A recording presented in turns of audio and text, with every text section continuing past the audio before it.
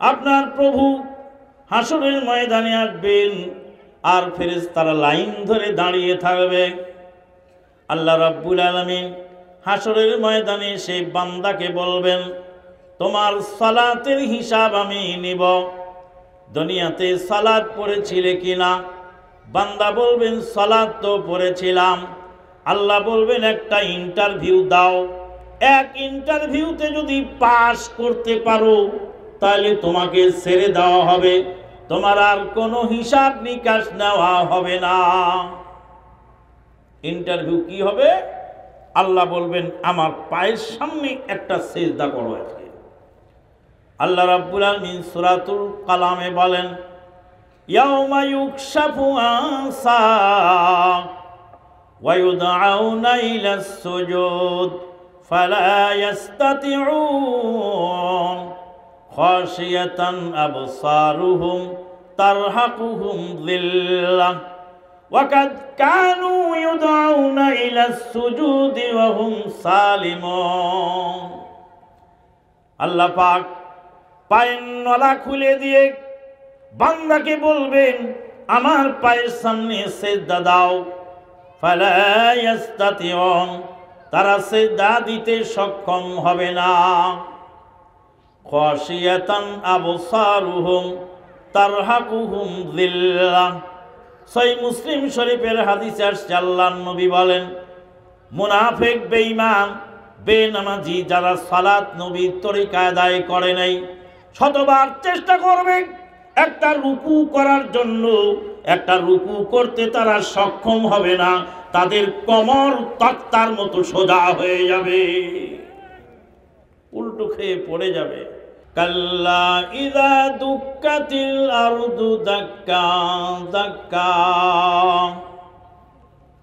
ওয়া জাআ রাব্বুকা ওয়াল মালাকু সাফফা সাফফা ওয়া জিয়া ইয়াউমাইযিন বিজাহান্নাম। আল্লাহ পাক বললেন, ওয়া জাআ রাব্বুক, আপনার প্রভু আসবেন। কোথায় আসবেন? হাসরের ময়দানে আল্লাহ আসবেন। ওয়া জাআ রাব্বুকা ওয়াল মালাকু সাফফা সাফফা। আল্লাহ তো আসবেন, তো কিভাবে আসবেন আমাদের জানা নাই। আল্লাহর মাখলুক আসে যায়, কিন্তু আল্লাহর মাখলুকের আসা যাওয়ার কারোর সাথে কারো মিল নেই। গাড়ি আসে, ঘোড়া আসে, ট্রেন আসে, বিমান আসে, শীত আসে, বর্ষা আসে, যৌবন আসে, বৃদ্ধ বয়স আসে, আসে না? শীত আসে না? শীত কিভাবে আসে? গ্রীষ্ম আসে না? আসে। গাড়ি আসে, ঘোড়া আসে, ট্রেন আসে, বাস আসে, যৌবনও আসে, বৃদ্ধ বয়সও আসে। তাহলে আল্লাহ আসবেন। আল্লাহর মাখলুকের আসার সঙ্গে, এক মাখলুকের আসার সঙ্গে আর এক মাখলুকের আসার মিল নেই। লিলাফি কুরাইশিন ইলাফিহিম রিহলাতাশ শিতাই ওয়াস সাইফ। শীতকে সৃষ্টি করেছেন আল্লাহ, গ্রীষ্মকে সৃষ্টি করেছেন। তাহলে শীতও আল্লাহর মাখলুক, আর গ্রীষ্মটাও আল্লাহর মাখলুক।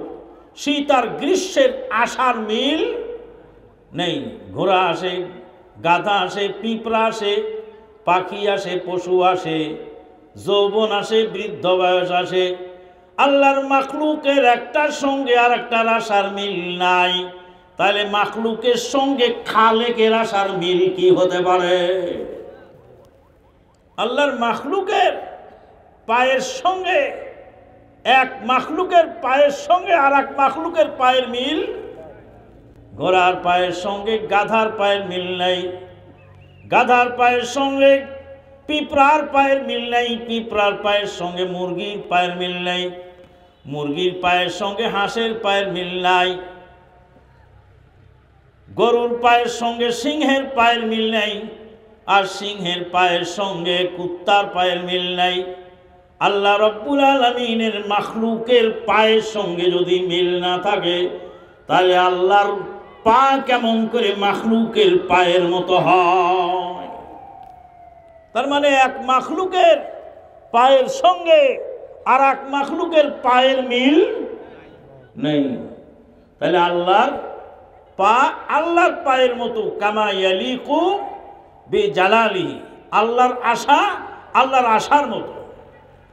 আল্লাহ রাব্বুল আলামিন বলেন, আউযু বিল্লাহি মিনাশ শাইতানির রাজিম, ইয়াওমা ইউকশাফু আন সাক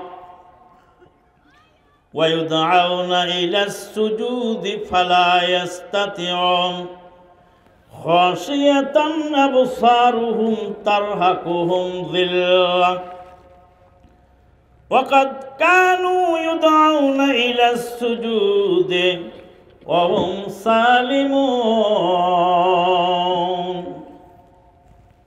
সেদিন আল্লাহ পাক পায়ের নলা খুলে দিবেন। ইয়াওমা ইউকশাফু আন সাক। আমার কথা কি বোঝা যায়? বোঝা যায়? বুঝতে যদি কারো সমস্যা হয় তাহলে সুন্দরভাবে পরিষ্কার অক্ষরে লিখে প্রশ্ন জমা করবেন সভাপতি মহোদয় বরাবর। সভাপতি আমাদের বীর মুক্তিযোদ্ধা, হ্যাঁ, একবার দেশের মাটি স্বাধীন করার জন্য যুদ্ধ করেছেন, এখন মানুষের আকীদা স্বাধীন করার জন্য আবার যুদ্ধ করতে হবে।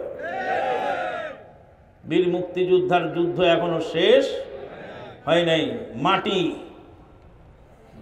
বেদখল হয়ে গেছিল, সেই মাটি স্বাধীন করতে গিয়ে যুদ্ধ করেছেন। এখন মানুষের ঈমান ও আকীদাকে কোরআন সুন্নাহর সার্বভৌমত্বে স্বাধীনতা আনতে আবার যুদ্ধ করতে হবে। তাহলে সভাপতি মহোদয় বরাবর প্রশ্ন দিবেন, আমি উত্তর দেওয়ার চেষ্টা করব ইনশাআল্লাহ।